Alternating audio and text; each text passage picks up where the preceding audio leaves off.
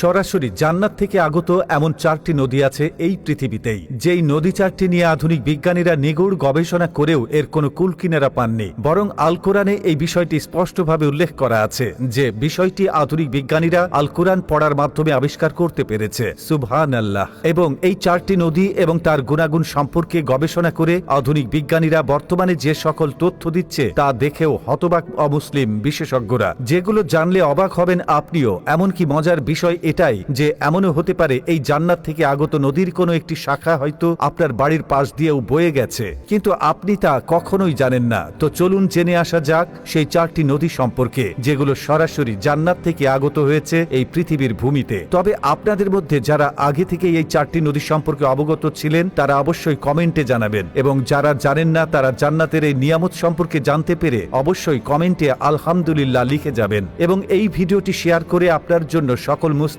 ভাই ও বোনদেরও এই জান্নাতি 4টি নদী সম্পর্কে অবগত করে দিন। প্রিয় দর্শক, আমাদের পৃথিবীতে অসংখ্য নদী আছে যার মধ্যে 4টি নদী সরাসরি জান্নাত থেকে এসেছে। আমাদের প্রিয় নবী হযরত মুহাম্মদ সাল্লাল্লাহু আলাইহি ওয়াসাল্লামকেও একটি নদী দান করা হয়েছিল, যেখান থেকে প্রিয় নবী তার সকল তৃষ্ণার্ত উম্মতদেরকে হাসরের ময়দানে পানি পান করিয়ে তৃষ্ণা মেটাতে পারবেন। সহিহ মুসলিমের হাদিসে উল্লেখিত এই 4টি নদী জান্নাতের সাথে সরাসরি সম্পৃক্ত বলে ঘোষণা করা হয়েছে। এর মধ্যে প্রথমেই রয়েছে মিশরের নীল নদ। এই নদী সম্পর্কে সহিহ মুসলিম হাদিসে বিশেষভাবে উল্লেখ করা হয়েছে, যেখানে রাসূলুল্লাহ সাল্লাল্লাহু আলাইহি ওয়াসাল্লাম বলেছেন নীল অপর 2 নদীর সাথে সম্পৃক্ত হয়েছে। সহিহ মুসলিম হাদিস নম্বর 164। নীল নদীর সাথে ইসলামের সবচেয়ে বড় ঐতিহ্যের সাথে সম্পৃক্ত হয়েছে। যদি নবী মুসা আলাইহিস সালামের ঘটনা জেনে থাকি তাহলে সুস্পষ্টভাবে তা বুঝতে পারবো। নবী করিম সাল্লাল্লাহু আলাইহি ওয়াসাল্লাম মেরাজে গিয়ে জান্নাতের 4টি নদী দেখেছেন, তার ভেতরে একটি হচ্ছে নীল নদ।